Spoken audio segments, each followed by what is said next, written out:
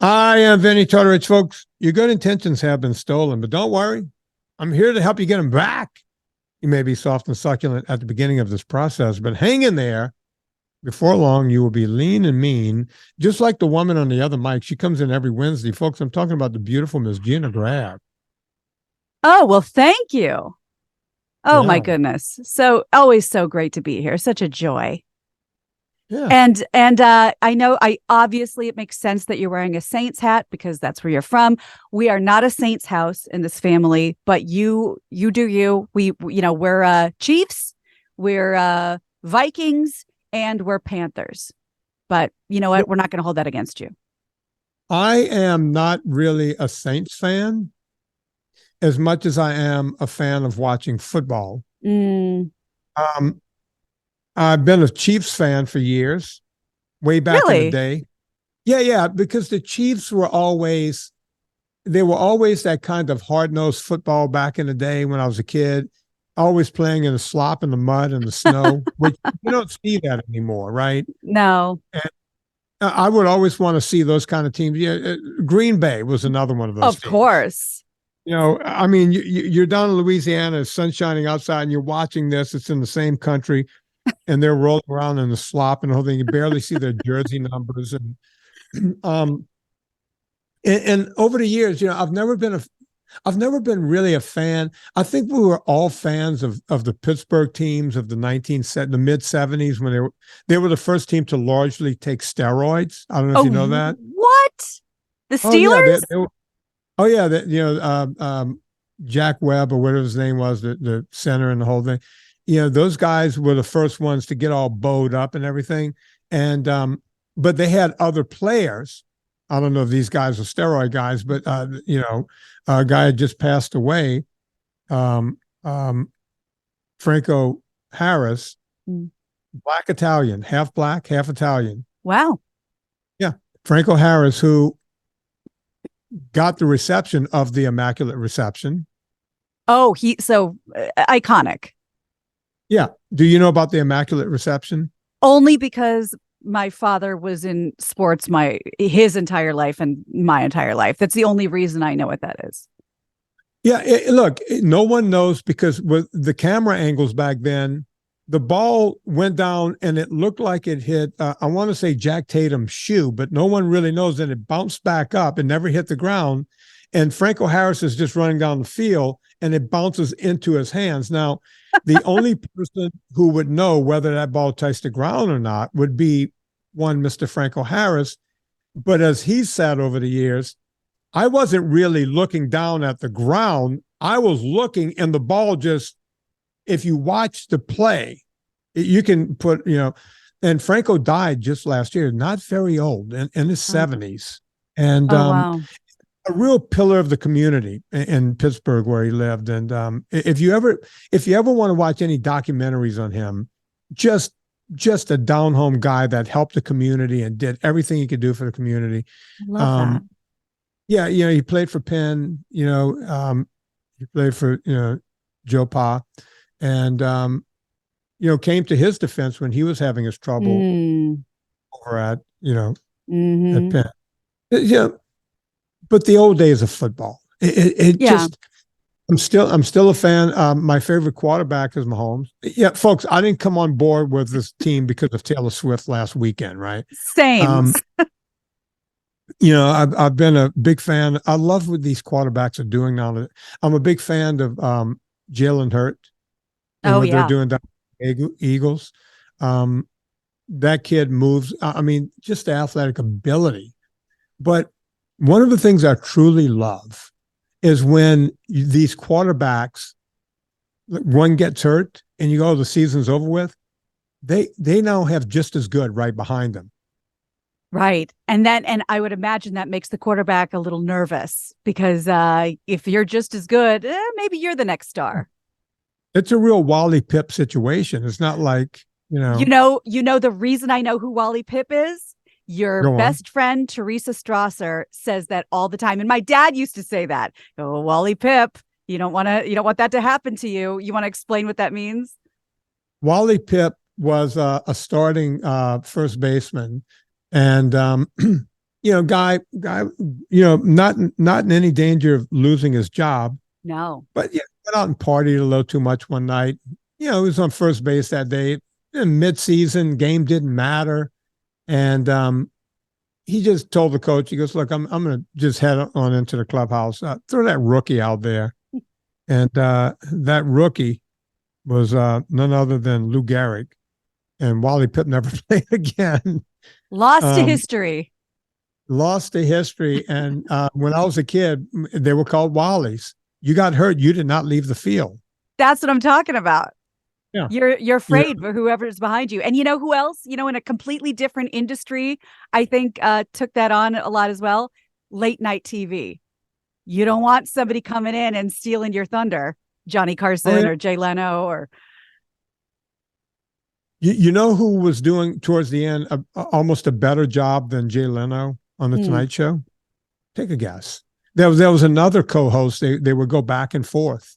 And as a matter of fact, I enjoyed this co-host more than Jay Leno. I have no idea. I don't remember. One Miss Joan Rivers. Oh, of course. Yeah, that was for Carson, wasn't it? Yeah. Well, that's who Leno took place. Oh, right. Yeah, she was the best. She was fantastic. Yeah. And she has a lot of theory. Well, she had a lot of theories as to why, I think she went on record saying Carson got kind of jealous and made sure she didn't become the next, big late night sensation. There was something there, and I can't remember what the story was. But yeah, folks, let that be known that there's always somebody waiting in the wings, and don't let that be. And look, it happens not just in football or baseball; it happens in life. Everyone's got a story. Oh, this would have happened, but that guy, the boss liked that guy more. Boss doesn't care. I'm going to be honest with you. Boss, really, you might have some guy that might have a hard on for you in life or this and that and the whole thing. We've all been through that, right? We see it every day, right? But if you do the best you can and you're there every day and you stick it out, that gets noticed. Right. 100%. And there's, if anyone follows, my career, knows anything about me, this won't sound super foreign, but I promise you, there are things you don't even know. When I tell you, when it comes to everything I've ever done in entertainment, do you know how many people I've replaced? That I was not the original anything. You just got to be ready at a moment's notice to step in. Trust me. Yeah. And look, I mean, when I got to Hollywood, I started getting clients from really from the trainers that were there before me that was doing the celebrities. What would happen is they would get a little too big in the head, right? They would, end up with I'm going to just make up one. They end up with Madonna, right? Now they're traveling around with Madonna. Well, you just left 4 or 5 celebrities at home going, well, what am I supposed to do? Right. What about me? Vinny's here. Vinny's not traveling with Madonna. And guess what? Every time I got asked to go, because, I have a laundry list of people and people go, wait, you really turned down that person? It's like, yeah. Why would you turn down that person? It's like, number one, their money, when I go to the grocery store, their dollar bills look just like everyone else's dollar bills. Yeah.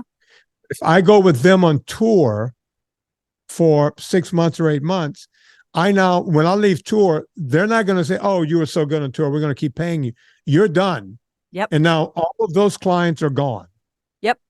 And the way I built my business was off of some idiot who decided to go on tour, because going around on a G5 or a tour bus was fancier than staying home and making money. That's how you end up with those clients. And how short-sighted, because like you said, in under a year, that gig's over. You think those people were waiting around for you, keeping the home fires burning? Yeah. And look, I mean, that goes on, not Gladiator, but what was it? When I was still modeling and I had my early clients, Chippendales. I was going to say Clydales. Because of my body, I got the audition. Oh my God. And I told my agent, I can't dance. I don't know how to dance. And they were like, it's $100,000. They pay per diem on top of that. And I said, yeah, but I have to leave the country for 6 months at a time.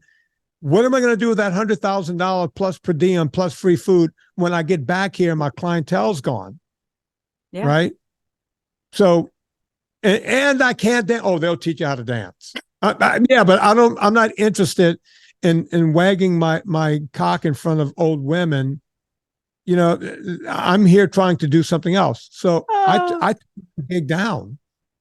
And I can say the same thing. We were talking about Jillian Michaels in the last show. That was a big, people were, how did you not end up on a show like that? Right. Well, it was because I had a business. Jillian Michaels was trying to be a trainer, and she had time to go to auditions. Right. When you're making a living doing what you're doing, you don't have time to go to an audition. And also, if you had gotten that, we'll say that role, you wouldn't have been able to do what they asked of you.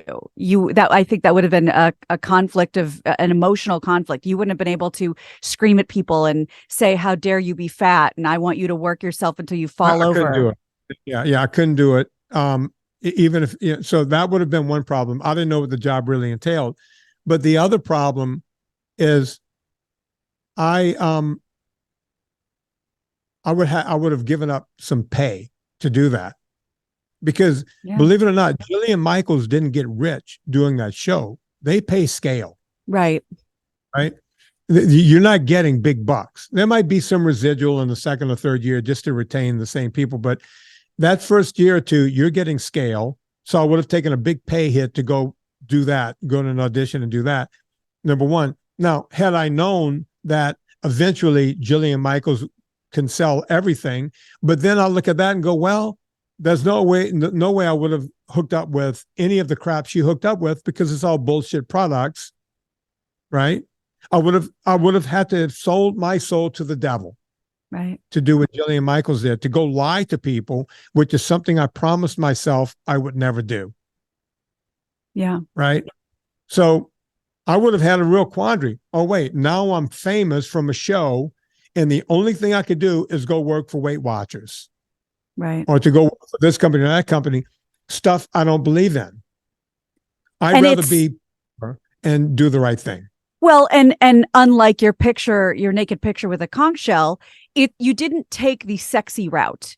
You took the, keep your head down, work hard, play the long game, which is not something that appeals to a lot of people. They like the deal with the devil, and you have been just keep your head down and playing the long game for a long time. And not only, are you successful, but you can sleep at night. Yeah. And look, first off, I couldn't believe that I was 29 when I became a model. What? That's usually when people's career is over with. Oh, a little long in the tooth to be a model. A little long in the tooth. I mean, one of the first gigs I got was when they re-upped. I was 30 at this time. They re-upped Baywatch, and they would use us, to show those scenes where you would see just abs running into the water and throwing the thing off. Yeah, wait a second. I'm one of those guys. Why is this the first time I'm hearing you were a body double on Baywatch? Oh, I did that for months. And I ended up getting Taft-Hartley, and I was like, I'm not an actor. I don't want to be in a union. This is just another gig for me. You don't have a choice. So, yeah, I had to go into a union and do the whole thing, but that wasn't a means to an end for me. That was, I'm here doing this now because I need this work in between other gigs. So I did that. And by the way, I didn't go every time they called. I only went when I didn't have clients, or because it wasn't the best paying job. Oh, no, of course not. But like you said, like I said, you are the exception, for anecdotally, at least from what you hear. Because do you know how many people would drop a client and say, I got to cancel today. They need me on Baywatch. Everybody. Right. No, I only went when, oh, wait, it's Friday. I got nothing. I called my agent on Wednesday and go, hey, on Friday, I have a completely free day. What you got? And if they had a, where I could just get a picture taken, that's the best, because you get a couple of $1,000, half a day work. Right. And you're golden for the next month. But they will go, we don't have anything else, just Baywatch. And it's like, all right, I might as well go sit there. And sometimes you would sit there all day and they wouldn't even use you. And Yeah. I was friends with Alexander Paul. And we would just, she had a lot of scenes because she was a big actress on that show. Yep. But we would just hang out and talk because she was a triathlete and we would talk about health and fitness. She's a vegan, and that kind of thing. But yeah, that's what I would do. And then the reason I even brought it up was I left when my abs still, that conch shell thing for W Magazine was done towards the end of my career. Wow. When I was saying no more, I'm done. Wow. And my agent was like, what do you mean you're quitting? I was like, I have too many clients now. I can't. And then she did a thing for about another year where she would go, what if it's a national ad? Can we call you on that? And I said, absolutely. Because a national ad, that's like 10 grand right away. Plus it runs, you can make 100,000 for that next year. Yeah. And then the stuff they were sending me was beer ads and that kind of stuff. And I was like, I can't really do this. I'm a health and fitness guy. You would turn those down? I did them early on, diving on the beach, hitting the volleyball, that kind of thing. I did Dos Equis, and they want Mexicans to look like Italians and then they shave our chest. Like, you mean like the most interesting man in the world? Isn't he? Yeah. He's not a Latino guy. He's like Irish. He's Irish or something. That guy had the best gig in the world. Oh, but that's the way that industry worked. And, you're looking around going, what do we do? I can't keep doing this. I was also doing comedy because, I would go at night because when I first got to LA, I was not doing my radio show anymore. And I wanted to somehow keep my chops up. And someone explained to me what an open mic was. Yep. I was still 29. I had just gotten to LA and I knew what the Improv was because there was shows on television, Night of the Improv and the whole thing. I went to the Improv on Melrose and they said, Mark Lanow, one of the owners of the Improv, it was him and Bud Friedman. They were like, yeah, you go up on Tuesday night and you get 5 minutes and, we'll decide whether you could come back or not. So I was like, all right. So I went home and wrote up a little 5-minute routine, literally practiced it about 3 times in front of my mirror and went to the Improv and did it. And after I did that, Mark Lanow came up to me. I was leaving. He goes, hey, why don't you come back next week? Do it again. I love it. So then they asked me to do 6 minutes. Right. And then I got up to like 7 or 8 minutes. And then he goes, hey, we want to send you down to the one in San Diego. And you can do that one. I was like, nah. And he goes, what are you talking about? I said, I'm not really a comedian. I just do this because, and I used to go to a place called the Cow's Inn. I would follow the other young comedians. They were like, yeah, now we're going to do the same set down on Washington, right at the beach. There was a place called the Cow's Inn. It was like they would do poetry and haiku, and then like comics go up. I'd go there. There was a steakhouse somewhere in the valley. I'd go there and just keep my chops going. And I actually have video of that somewhere, but it's still on video cassette. So I don't know. You gotta have that transferred because I know I'm not alone when I say I would pay any price to see that.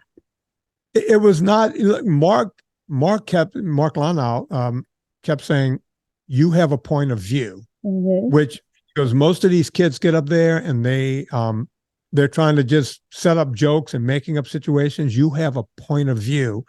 And guess what I was talking about? Nutrition? Yes. Yeah. I was talking about, hey, I'm a trainer. And I would talk about being a trainer. That's so great. And I would talk about people like, your guy, Simmons. Richard Simmons, sure. My guy. Yeah. I had a whole joke about Richard Simmons on my thing, and talked about his moo-moo and all that kind of stuff. And You know, the guy with the muscle shirt, Moo Moo, and Yeah, little dolphin shorts. that was the whole routine. And then they asked me to host that night, you know, the Tuesday night. So I hosted the Tuesday night for a while. And then I was like, I can't keep doing this. I'm not a comic. And he was Yeah. like, you should really consider it. And I was like, that's not what I do. You know, I'm a trainer. Right. You know, it took a lot to stick to my guns. When someone tells you you're good at comedy and Oh, he owns improv, that's incredibly flattering. It would be intoxicating enough to say, maybe I should leave everything behind and go do this. you know who I can't say I dated her. You could probably look this girl up.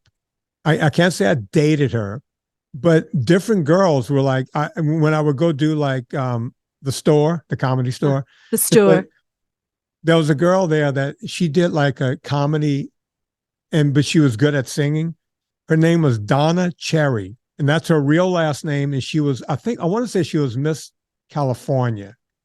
And I'm sure she's a Jewish mom living in the Valley now. But Donna Cherry and I had a short-term relationship. Ooh la And, la. She's very pretty. is she? What does she look like? She looks. Is she still? Here, I'm going to show you. I'm going to put it up to the camera. She's a very attractive woman. Yeah, that's her, Donna Cherry. Wow. And, she saw me at the store one night, and she was like, "Hey, you're pretty good," you know. And we kind of hung out a bit and dated for a bit. And then she found out that I was good friends with Rhonda Shear, Oh, all night.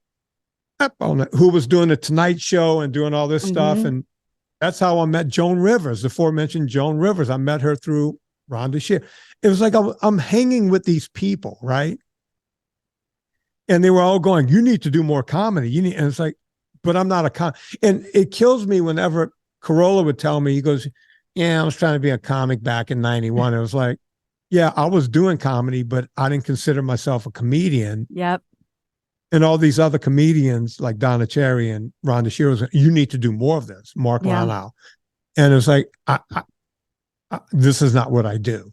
Yeah. I felt like I was faking it, right? Well, that makes sense. But that's the thing. I mean, again, your vision for the long game is very it's not common. Everybody wants to go, oh, well, if I should do this, maybe I should do this. And oh, look, shiny keys, and oh, a squirrel. But for you to dabble in all these things, which are helpful, by the way. I mean, you became a public speaker. Comedy is an amazing tool for when you're doing as much public speaking as you are. But to say I'm not going to give up everything just because this really, highfalutin person complimented me is Right. commendable, because you're in LA. That's what people do. That's what we all do. I knew what my lane was. Yeah. I knew what I wanted to do. I went out there for a purpose, and I just stayed trained on that. And look, you're right. It helped me with public speaking down the road. You know, I've been to countries around the world. I've been to Europe. I've been to India. I've been around the world giving speeches. You and I were on stage. Did I look uncomfortable on stage whenever? I love doing those shows with you. You're very comfortable on stage. Yeah, and people have told me, you make me feel comfortable on stage. You don't, and look, I was on stage not long ago with Corolla over in one state over, Maryland. Maryland, yeah.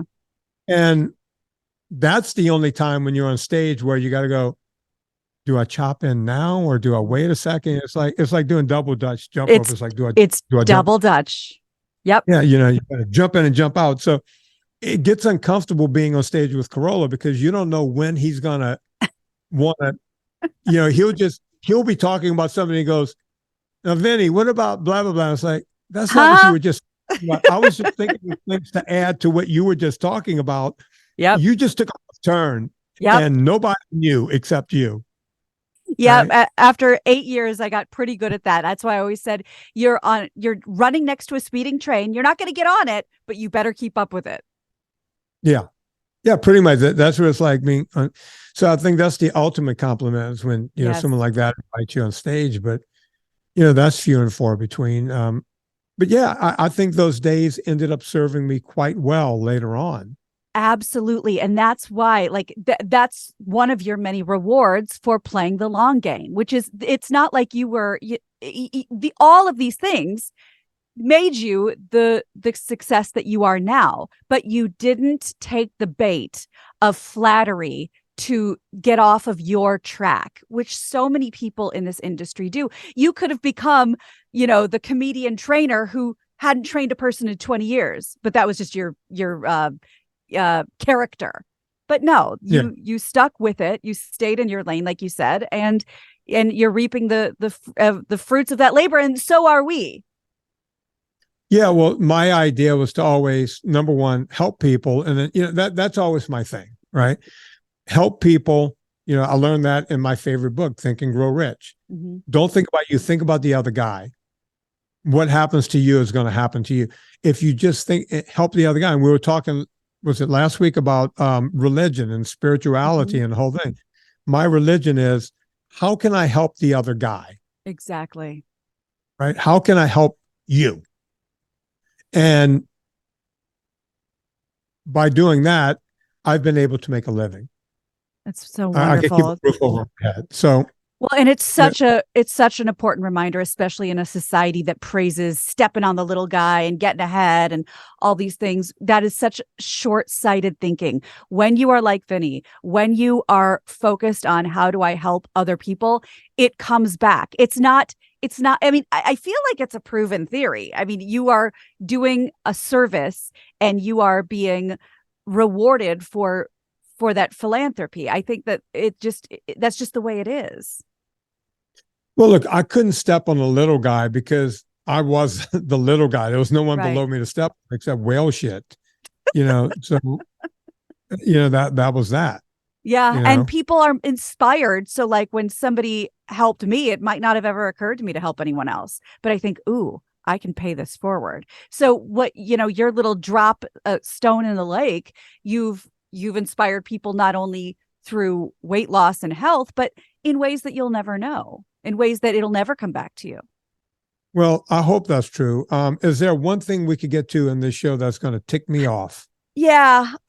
Well, it's one of these, what took you so long? Happy to finally have you on board. This is one of those things that, this science, this data moves at a snail's pace for stuff that you've been screaming about since I was probably in kindergarten. So here's the newest one for you. This is the University of Colorado. They're floating a theory. Okay. It's not set in stone. It's a theory that fructose lowers and blocks the body's a compound that naturally provides energy for cells. So fructose might be the problem. It's just a theory. One of the results of that reduction is a decreased metabolism, which is needed to burn off energy from food that has been consumed. And then the release says, the statement they release says, fructose is what triggers our metabolism to go into low power mode, explained Dr. Richard Johnson, a researcher at the Anschutz Medical Campus in Aurora, Colorado. This is from the New York Post. So it's a theory, but it's something they're willing to consider. Well, I'm glad they got out of their haze from having too much cannabis over at Colorado to actually study sugar, which they were probably eating at the time. Joking aside, look, I would like to see the study. It's interesting that they're looking at it from that angle. We've always said when sugar spikes and it goes down below and the whole thing, but and we know how it negatively affects cells. We know that it our body has to release a ton of insulin to correct the high sugar in our blood. Right. And after the correction, it has to, turn into a long chain triglyceride stored as a fat. We know all of that. Right. But to make the cell downgrade to cause less energy, I'd like to know which cells and how that actually works. I mean, do they? I can tell you it's very hard to pronounce. It says it blocks the body's adenosine, adenosine. Thank you. Adenosine triphosphate. Yeah. Which is a compound that naturally provides energy. It's a blood-brain barrier thing. So adenosine is available. It's a chemical in your brain, right? Okay. And so the reason, when we have, so if it affects adenosine, that means it it allows adenosine to pop out more, right? It doesn't lower adenosine because adenosine, coffee works in adenosine too. That's why people feel wired and awake. Okay. Yeah, So, I'm glad you knew this word. I skipped it because I didn't know what it meant. So thank you. yeah. So I'm wondering if it works opposite of, say, coffee or what's in coffee or caffeine. Um, Pull up adenosine. I want you to read what it means. Okay. But it's part of the blood-brain barrier, and it's when adenosine is available, that's when we feel sleepy and tired, want to go nappy poo. Yeah, it says adenosine is naturally occurring substance that relaxes and dilates blood vessels. Adenosine also affects the electrical activity of the heart, used to restore normal heartbeats in people with certain rhythm problems. What's the function of adenosine? Oh, this is way above my pay grade, but you're right about the blood-brain barrier. But yeah, it slows cardiac conduction, particularly affecting conduction through the AV nodes. So cardiac conduction, heart rate, slows it. Yeah. See, what does it do to our body? Yep. In the brain, okay. This means it can act as a central nervous system depressant. In normal conditions, it promotes sleep and suppresses arousal. So if coffee blocks adenosine, then I guess they're saying that high fructose corn syrup raises the adenosine. I mean, I would like to see that study, and I would like to know if they're going to do more studies. Yeah. And I don't know, I know that there are some certain universities that you're not a huge fan of. Does Colorado ring any bells with you or raise any flags, or not so much? No, Colorado is one of those, like I said, they must have come out of their drug-induced haze to come up with that. No, Colorado does a good job hiring football coaches, Oh, sure. smoking, Okay. that kind of thing. Party, I think it's next to Tulane on one of the biggest party schools in the world. Really? Yeah, that school was always, oh, you went to Colorado? Oh, okay. So you got a degree in partying? Oh, I had no idea. Oh yeah, they're known for their drugs and alcohol. Oh, I had no idea. Okay, well, yeah, maybe But they. I don't know. I'd like to know more. It doesn't mean that Colorado can't do a great study. I mean, look at what Harvard's doing. That's the school, right? Everyone, Right. woo, Harvard. And the T.H. Chan School of Public Health is the world's biggest abomination, right? Yeah, They took I $300 million from the Chan family. Like to know where that money started, China, and see what happened there, right? There's bullshit study after bullshit study. Well, and when you first used to come on and I would do the news and I would try and, sort of tailor it to things that you might be able to chime in on and interest you, because, that's part of my job. And I would say, just not knowing, well, this story has to be right. It's from Harvard. And you were the first one to go, but that. Hold on. I go, but Vinnie, it's Harvard. It's Harvard. It's an Ivy League school. So like anyone else, you hear the name, you hear the brand, you associate something you can trust, and you sort of crack that wide open. Yeah, as I tell everyone, if it comes out of Harvard or Minnesota University, just don't even discount it. Don't even read it. That's They've so been sad. compromised, just so compromised. And there's a few hospitals and there's a few other places I can mention that are just compromised to such a degree that you can't listen to a word coming out of them. Well, right? not that you have to look at it now, but for a future show, I just sent you the study and the story for you to peruse. And that's the thing. I mean, I thought, Vinnie always says, follow the money, follow the study, follow the school. And I thought, well, Colorado, I'm not sure where we stand. So I'll be interested to have you take a closer look at that and But that's the thing. It's like, what's the point? What are they telling us that we don't already know? Stay away from fructose. Stay away from sugar. Thank you. We've Right. been waiting for you.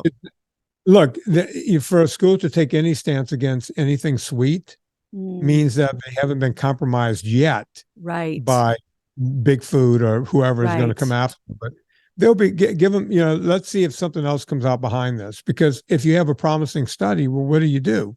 Well, you get more funding and you do more studies. Well, we'll see if that's going to happen. Very, very interesting. Yeah. Yeah. I've been here way too long. I missed too many modeling gigs to not understand what's going on here. Well said. Yeah. Now I'm old and ugly and nobody would ever hire me again. Yeah, says the guy who I forced, which might have an ethical problem. I forced to show me his abs, and ladies and gentlemen, he still got it. I still got abs. Oh, yeah. I got that going for me. Yeah, you're the one. You're the one who still has abs.